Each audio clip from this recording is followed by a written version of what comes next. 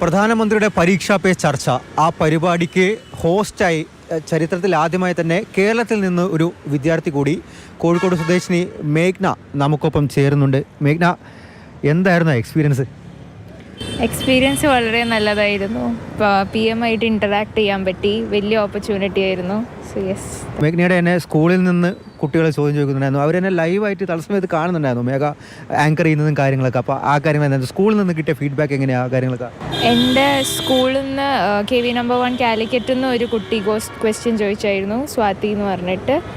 So friends എല്ലാം നല്ല ഫീഡ്ബാക്കാണ് പറഞ്ഞത്. മേഘ്ന 10th ബോർഡ് എക്സാമിലാണെങ്കിൽ ടോപ്പറായിരുന്നു, പ്രത്യേകിച്ചും കേന്ദ്രീയ വിദ്യാലയത്തിൽ. അപ്പോൾ ഈ വിദ്യാർത്ഥികൾ അല്ലെങ്കിൽ കുട്ടികൾ ബോർഡ് എക്സാം സമീപിക്കുന്ന സമയത്ത് എങ്ങനെ അവരുടെ ഒരു ടെൻഷൻ കുറയ്ക്കാൻ പറ്റും? പ്രത്യേകിച്ച് ഇന്നത്തെ പരിപാടി അത് തന്നെയായിരുന്നല്ലോ.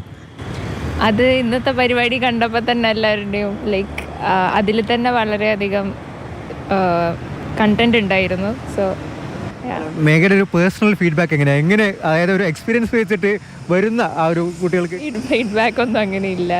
All the best. ഇപ്പം എഴുതാൻ പോകുന്ന 10th ഉം 12th ഞാനും നെക്സ്റ്റ് ഇയർ 12th സോ അതുകൂടി ടെൻഷൻ ഉണ്ടോ? അങ്ങനത്തെ കാര്യങ്ങളൊക്കെ ഉണ്ടോ പ്രത്യേകിച്ചും ഈ ഒരു അവസരത്തിൽ? ഇല്ല അങ്ങനത്തെ ടെൻഷനൊന്നും ഇല്ല.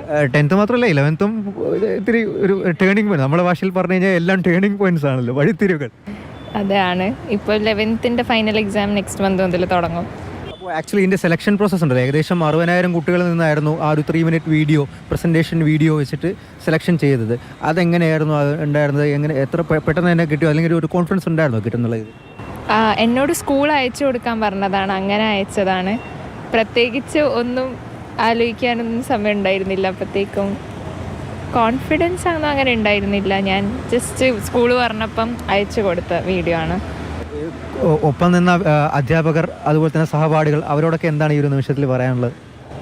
താങ്ക് യു എല്ലാ ടീച്ചേഴ്സിനും എൻ്റെ സ്കൂളിനോടും ഈ ഓപ്പർച്യൂണിറ്റി തന്നതിൽ thank you so much. Congrats. മേഘയുടെ ഒപ്പം തന്നെ ഇവിടെ ഡൽഹിയിലെ മേഘയുടെ കാര്യങ്ങളെല്ലാം തന്നെ നോക്കിയ ടീച്ചർ കൂടി ഉമർ ടീച്ചറോടെ നമുക്ക് ഒപ്പം ചേരുന്നുണ്ട്. Teacher, how was the entire experience with her? There were other students also the host. Actually हमारा रिलेशन एज अ फ्रेंड बहुत अच्छा हो गया यहाँ आने के बाद. मैं इसको पहले नहीं जानती थी, बट ये मेरी बहुत अच्छी फ्रेंड बनी है. एज अ एस्कॉर्ट नहीं, एज अ फ्रेंड हम लोगों ने बहुत अच्छा रिलेशन यहाँ बिल्ड किया है. जी, തീർച്ചയായിട്ടും എന്തായാലും കൺഗ്രാറ്റ്സ് ഈ ഒരു അവസരത്തിൽ പറയുന്നുണ്ട്. എന്തായാലും കുട്ടികളെല്ലാവരും തന്നെ സമ്മർദ്ദമില്ലാതെ ഒരു ഓപ്പൺ മൈൻഡോടെ പരീക്ഷയെ സമീപിക്കുക എന്നുള്ള കാര്യം തന്നെയാണ് എല്ലാവർക്കും പറയാനുള്ളത്. ആ ഒരു സന്ദേശം തന്നെയാണ് നൽകാനുള്ളത്. ജിഷ്ണു ബാലകൃഷ്ണനൊപ്പം അർജുൻ പീതാംബരൻ, മാതൃഭൂമി ന്യൂസ്.